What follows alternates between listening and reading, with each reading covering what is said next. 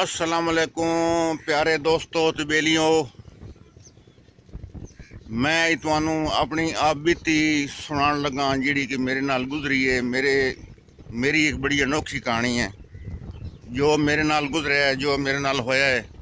इस वीडियो दे विच मैं तुहानू दसांगा। मेरी वीडियो पूरी वेखनी है, स्किप नहीं करनी, ताकि तुहानू पता चल सके कि मेरे नाल के गुजरी है और मेरे नाल के होया है। इस कहानी का उन्वान इस तरह कुछ है जी कि मेरे मोबाइल का सर्किट जोड़ा वो कवा लेके उड़ गया। हुण मैं तुहानू सारा दसन लगा इस वीडियो दे विच कि कवा किस तरह लैके उड्या। मैं एक मोबाइल लिया सी अपने रिश्तेदारों के नाल और अपने दोस्तों के नाल राबता करने लई, ताकि मैं इन्हां दे नाल राबता कर सकां। एक दिन मैं सफ़र दे विच जा रहा सी तो बारिश आ गई। बारिश की वजह के नाल मेरे मोबाइल के सर्किट दे विच पानी पै गया। मेरे मोबाइल दे विच पानी पै गया। मैं सोचा कि क्यों ना इनू खोल के धुप ते रखा जाए, सर्किट नू सुकाया जाए और फिर इसनू जोड़िया जाए तो यह चल तो जाना। मैं वो मोबाइल खोलिया, मोबाइल खोल के सर्किट जड़ा मैं धुप ते रखा, वो एक कवा आया, कवा लैके तो उड़ गया, चला गया। मैं राजी पीछे दौड़ लगाई, लेकिन वो कवा मेरी नज़र अंदर तो ओझल हो गया, चला गया। मायूस हो के मैं घर चला गया।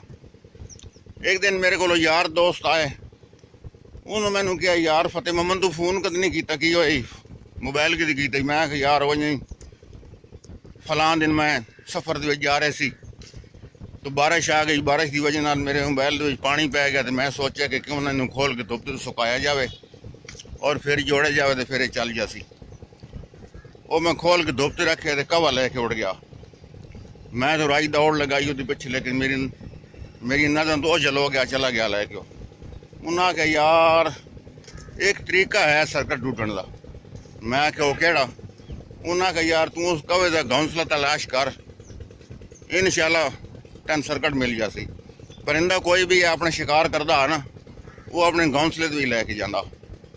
फिर मैं जंगल में बोना शुरू कर दिता, फिरना शुरू कर दिता। एक बड़ा वड्डा मैनू दरखत नजर आया, उस दरखत की चोटी उत्ते घोंसला उस कवे का। लै भाई मैं उत्ते चढ़िया, वेख तो मेरे मोबाइल का सर्किट जोड़ा उस घोंसले पे होया।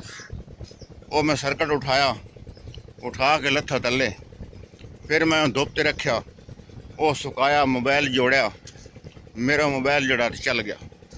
मेरी खुशी की कोई इंतहा नहीं रही। लै भाई मोबाइल बार ठीक हो गया, बल्कि कुछ दिनों तो बाद ठीक होया, मोबाइल चल गया। तो ये आई दोस्तों मेरे मोबाइल की कहानी, मेरी आप बीती, और किस तरह में पानी पिया तो किस तरह मैं खोल के रखे, मैं तुहानू सारा दस दिता।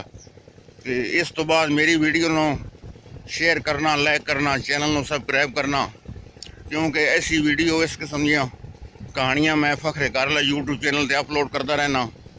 इंशाल्लाह तुहानू मिलदियां रहनगियां, तुसीं वेखदे रहोगे।